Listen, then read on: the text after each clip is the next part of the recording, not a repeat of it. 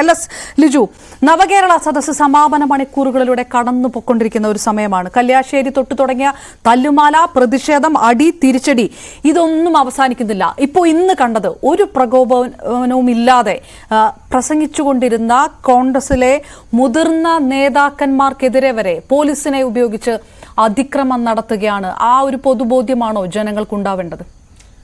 ഇവിടെ നമ്മൾ കാണേണ്ട ഏറ്റവും പ്രധാനപ്പെട്ട ഒരു കാര്യം, ഈ നവകേരള സദസ്സ് എനിക്ക് തോന്നുന്നു ഇന്ത്യയിൽ ആദ്യമായിട്ടാണ് ഒരു സംസ്ഥാനത്തെ ഭരണകൂടം മുഖ്യമന്ത്രിയും അതുപോലെ മന്ത്രിമാരും ജനങ്ങളുടെ ഇടയിലേക്ക് ചെല്ലുകയാണ്, ജനങ്ങളെ നേരിട്ട് കാണുന്നതിന് വേണ്ടി. അപ്പോൾ അത് ചെല്ലുമ്പോൾ തന്നെ എല്ലാ സദസ്സുകളിലും അത് വ്യക്തമാണ്.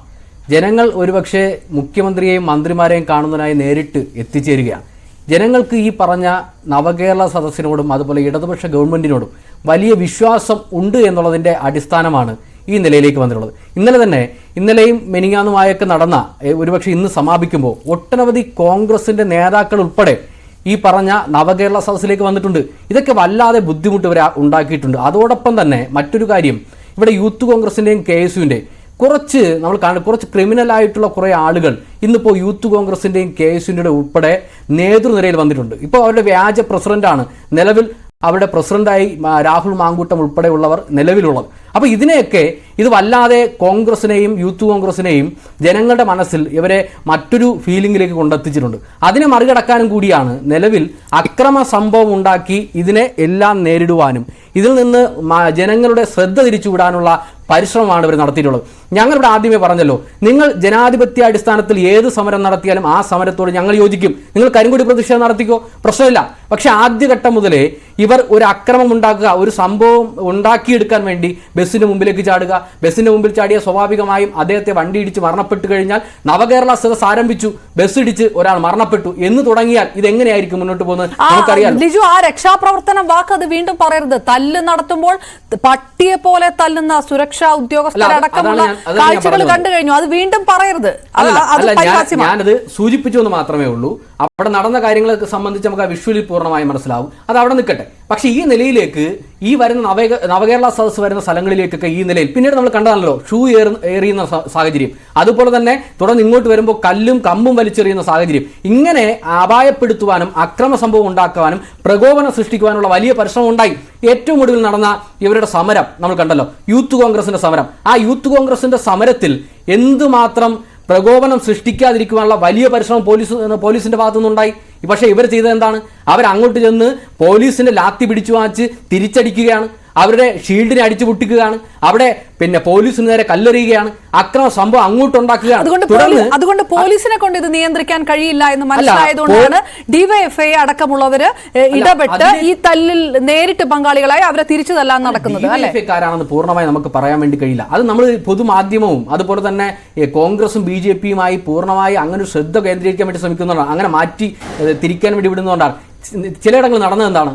നിലവിൽ മുഖ്യമന്ത്രിയെയും മന്ത്രിമാരെയും കാണുന്നതിന് വേണ്ടി നമുക്കറിയാം, ഇതുവരെ കേരളത്തിലെ മുഖ്യമന്ത്രി ആയാലും മന്ത്രിമാരായാലും സെക്രട്ടേറിയറ്റും അല്ലെങ്കിൽ പൊതുയിടങ്ങളിൽ വരുന്നത് കുറവ്, സെക്രട്ടേറിയറ്റിനകത്താണ് ഇരിക്കാറുള്ളത്. പക്ഷെ നമ്മുടെ മുഖ്യമന്ത്രിയും മന്ത്രിമാരും നമ്മുടെയൊക്കെ പ്രദേശങ്ങളിലൂടെ, നമ്മുടെയൊക്കെ പ്രാദേശിക സ്ഥലങ്ങളിലൂടെ വാഹനത്തിലൂടെ കടന്നു പോവുകയാണ്.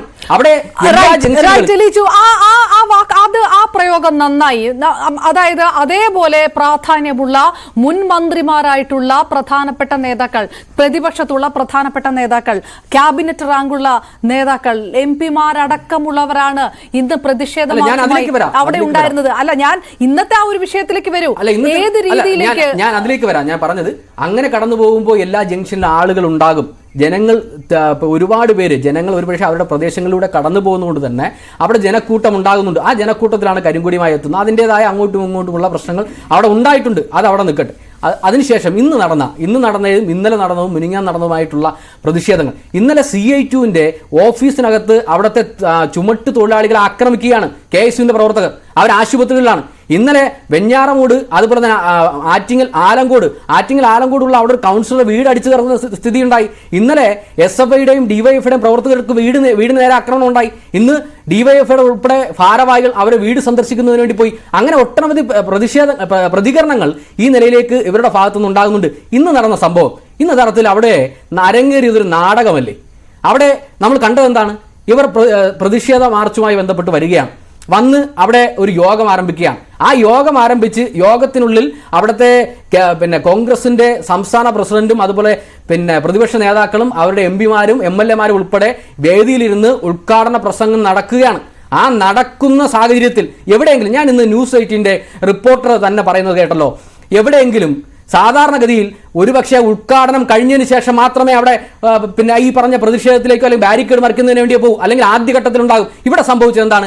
ഉദ്ഘാടന സെക്ഷൻ നടക്കുന്ന സമയത്ത് തന്നെ കുറച്ചുപേർ അവിടെ ബാരിക്കേഡിന് അടുത്തേക്ക് പോവുകയാണ്. ബാരിക്കേഡിന് അടുത്തേക്ക് പോയി ബാരിക്കേഡ് മറിക്കാൻ ശ്രമിക്കുന്നു, കല്ലേറ് നടക്കുന്നു. ഇതാണല്ലോ അവിടെ കണ്ട വിഷ്വൽ. ഇത് നിങ്ങൾ എല്ലാവരും കാണിച്ചതാണ്. ന്യൂസ് 8-ന്റെ റിപ്പോർട്ടർ ഉൾപ്പെടെ അവിടെ പറയുന്നത് ഞാൻ കേട്ടല്ലോ. അങ്ങനെ ഇതിനെ ബോധപൂർവം ഇവർ സംസാരിച്ചു കൊണ്ടിരിക്കുന്ന സമയത്ത് തന്നെ അവിടെ ജലവീരങ്കി ഉപയോഗിക്കുക, അവിടെ ഗ്രനേഡ് ഉപയോഗിക്കുക. സംസാരിച്ചു കൊണ്ടിരിക്കുമ്പോൾ അദ്ദേഹത്തിന്റെ അടുത്ത് വന്ന് ടിയർ ഗ്യാസ് പൊട്ടുകയാണ്. അടിച്ചമർത്തലാണെങ്കിലും ഈ ബാരിക്കേഡ് നിലനിൽക്കുന്നതിന് തൊട്ട് അടുത്താണ് ഈ പറയുന്ന വേദിയുള്ളത്. ആ വേദിയുടെ അടുത്തേക്ക് വന്ന്, അല്ലെങ്കിൽ ഇവരുടെ പ്രവർത്തകർ ആ സംയമനം പാലിക്കണ്ടേ? ഇതൊക്കെ കനകോലുവിന്റെ തന്ത്രമാണെന്നേ. ഇവിടെ കെ സുധാകരനും വി ഡി സതീശനും ഉൾപ്പെടെ ഇരിക്കുമ്പോൾ സ്വാഭാവികമായും എന്താണ് പറയുന്നത്? ഒരു പ്രതിഷേധം വരുമ്പോഴേക്കും എല്ലാ പോലീസ് സന്നാഹത്തെയും അവിടെ കൊണ്ട് വന്ന് നിർത്താൻ പാകത്തിന് സംസ്ഥാനത്തെ ക്രമസമാധാന നില തകർന്നുപോയി എന്നാണോ ഈ പറഞ്ഞു വരുന്നത്? ഇന്നലെ KSUവിന്റെ മാർച്ച് നമ്മൾ കണ്ടു. അതിന് തൊട്ട് തലേ ദിവസം യൂത്ത് കോൺഗ്രസിന്റെ മാർച്ച് കണ്ടു. ഈ 2 മാർച്ചിനകത്ത് സംഭവിച്ചത് എന്തുകൊണ്ടാണ് നമ്മൾ മറന്നു പോകുന്നത്? ഈ 2 മാർച്ചിനകത്ത് ഇന്ന് നമ്മൾ കണ്ടില്ലേ, 2 പോലീസിനെ വളഞ്ഞിട്ട് തല്ലുകയല്ലേ. ഇവരുടെ നേതൃത്വമാണ് കല്ലേറിന് നേതൃത്വം കൊടുക്കുന്നത്. കണ്ടില്ലേ? ഇവിടെ എവിടെയെങ്കിലും, ഞങ്ങൾ ഇപ്പോഴും പറയാം, എവിടെ അക്രമ സംഭവം ഉണ്ടായെങ്കിലും ഞങ്ങളുടെ മുഖ്യമന്ത്രിയായാലും ഞങ്ങളുടെ നേതൃത്വമായാലും തള്ളിപ്പറയുകയും അത് അങ്ങനെ ഉണ്ടാകാൻ പാടില്ല എന്ന് പറയുകയാണ്. പക്ഷെ ഇവിടെ എവിടെയെങ്കിലും പ്രതിപക്ഷ നേതാവോ അല്ലെങ്കിൽ മുഖ്യമന്ത്രി ഒന്ന് പറയുകയും പോലീസ് മറ്റൊന്ന് ചെയ്യുകയും ചെയ്തിട്ട് എന്ത് കാര്യം? അല്ല, പോലീസിന് നേരെ അക്രമ സംഭവം ഉണ്ടാകുമ്പോൾ പോലീസ് എത്രത്തോളം സംയമനം പാലിക്കാൻ വേണ്ടി കഴിയും? നമ്മൾ ഇന്നും ഇന്നലെ അല്ലല്ലോ സമരം കണ്ടിട്ടുള്ളത്. ഇതിനു മുമ്പ് സമരം നടന്നിട്ടുണ്ടല്ലോ. ഇതിനു മുമ്പ് ഒട്ടനവധി സമരം നടന്നിട്ടുണ്ടല്ലോ. ആ സമരത്തിൽ എന്തെല്ലാം വിഷയങ്ങൾ ഉണ്ടായിട്ടുണ്ട്. ലാത്തി ഒടിയുന്നവരെ അടിച്ചിട്ടുണ്ടല്ലോ SFIയുടെ സഖാക്കളെ, ഇല്ലേ?